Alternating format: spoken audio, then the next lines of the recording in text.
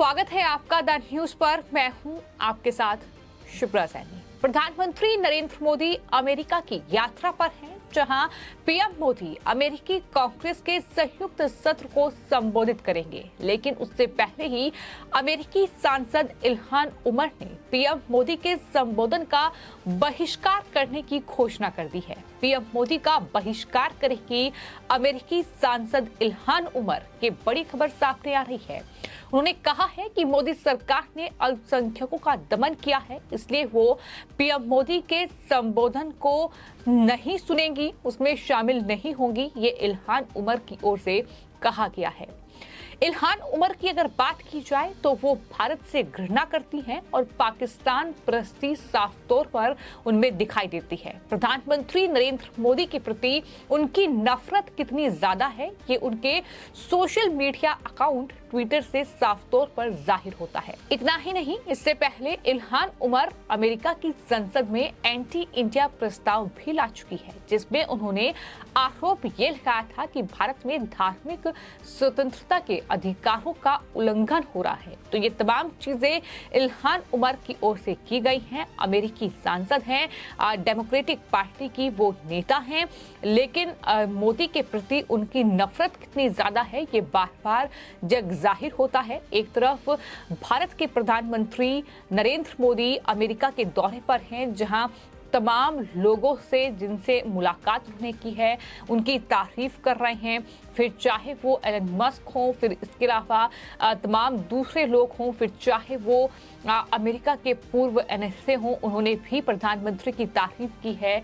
लेकिन Ilhan Omar एक बार फिर से पीएम मोदी के प्रति अपनी घृणा इस तरीके से उन्होंने दिखाई है। जाहिर तौर पर अमेरिका के बड़े कारोबारी और विचारकों से पीएम मोदी ने मुलाकात की है और पीएम मोदी के नेतृत्व की प्रशंसा ये तमाम लोग कर रहे हैं। दूसरी ओर इल्हान उमर जैसे कुछ अमेरिकी सांसद भी हैं जो इस मौके पर भी भारत और हिंदुओं को लेकर अपनी घृणा का इस तरीके से प्रदर्शन कर रहे हैं कि आखिर वो पीएम मोदी से और भारत से कितनी नफरत करते हैं। अब अमेरिकी कांग्रेस की महिला सदस्य इल्हान उमर ने ये कहा है कि वो पीएम मोदी के संबोधन में शामिल नहीं होंगी। पीएम मोदी अमेरिकी कांग्रेस के संयुक्त सत्र को संबोधित करेंगे। 2 बार अमेरिकी सदन को संबोधित करने वाले वो पहले भारतीय लीडर बन जाएंगे और शायद यही बात इल्हान उमर को रास नहीं आ रही है। यही वजह है कि आज उन्होंने एक ट्वीट किया और ट्वीट करते हुए लिखा कि प्रधानमंत्री नरेंद्र मोदी की सरकार ने धार्मिक अल्पसंख्यकों का दमन किया है, हिंसक हिंदू राष्ट्रवादी समूह को गले लगाया है, पत्रकारों और मानवाधिकार कार्यकर्ताओं को निशाना बनाया है।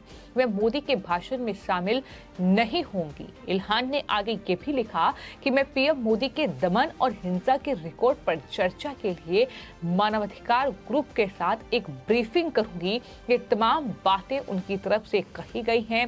हालांकि जिस तरीके से इल्हान उमर ने एक बार फिर से इन ट्वीट के जरिए ये दिखाया है कि वो मोदी और भारत से कितनी नफरत करती हैं, इसको लेकर तमाम ट्विटर यूजर के रिएक्शन जो है वो देखने को मिल रहे हैं। लोग ये भी कह रहे हैं कि वो चाहते भी नहीं हैं कि तुम जो है वो प्रधानमंत्री नरेंद्र मोदी जब अमेरिकी संसद को संबोधित करेंगे तो वहां मौजूद भी रहो। इसी कड़ी में गोपाल गोस्वामी जो कि एक ट्विटर यूजर हैं, उनकी तरफ से ये लिखा गया है कि इल्हान उमर अपने देश से इस्लाम से प्रताड़ित पीड़ित होकर अमेरिका में शरण लेने वाली महिला है, पर आज उसी इस्लाम की एडवोकेसी मुस्लिम महिलाओं का जीवन नरक बनाने का काम कर रही है। इसी कड़ी में विवेक मौर्य भी लिखते हैं कि hardcore leftist Somalian Ilhan Omar शांतिप्रिय समुदाय की सांसद हैं, जिन्हें उनके भारत विरोधी रुख के कारण फरवरी में अमेरिका ने फॉरेन अफेयर जैसे प्रतिष्ठित कमेटी से धक्के मारकर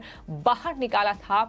उनसे यही अपेक्षा की जा सकती है, ये भी तमाम लोगों की तरफ से कहा गया है। आपको ये बताते हैं कि जिस तरीके से वो अमेरिका की संसद में एंटी इंडिया प्रस्ताव लेकर आई थी, जिसकी भारत ने कड़ी निंदा की थी, और वही खबर ये भी है कि फरवरी में अमेरिका ने फॉरेन अफेयर्स जैसे प्रतिष्ठित कमेटी से धक्के मारकर उन्हें बाहर निकाल दिया था। तो ये है इल्हान उमर।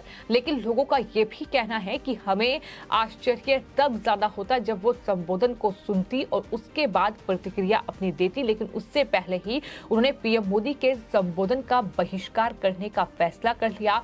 लेकिन इल्हान उमर को लेकर तमाम बातें सोशल मीडिया पर फिलहाल की जा रही हैं, क्योंकि एक तरफ पीएम मोदी का ये अमेरिका का दौरा, जहां वो बाइडेन यानी राष्ट्रपति के इनविटेशन पर अमेरिका की ये राजनयिक यात्रा कर रहे हैं, जहां व्हाइट हाउस में उनके लिए रेड कारपेट बिछाया जाएगा, जहां तमाम जो अमेरिकी व्यापारी हैं, तमाम बड़े जो कहीं ना कहीं लोग हैं, उनसे मुलाकात कर रहे हैं, कारोबारियों से मुलाकात हो रही है।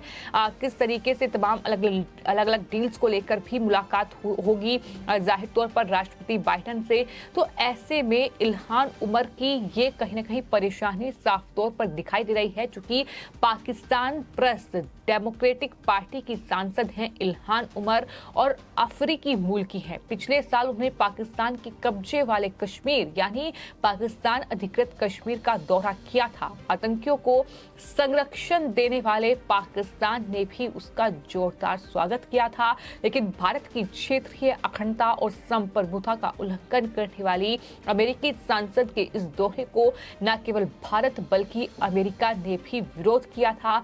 भारत ने इल्हान की इस यात्रा को निंदनीय बताया था, जबकि अमेरिका की जो बाइडेन प्रशासन ने उनके पीओ के दौरे को व्यक्तिगत गतिविधि बताकर खुद से पूरी तरीके से अलग कर दिया था।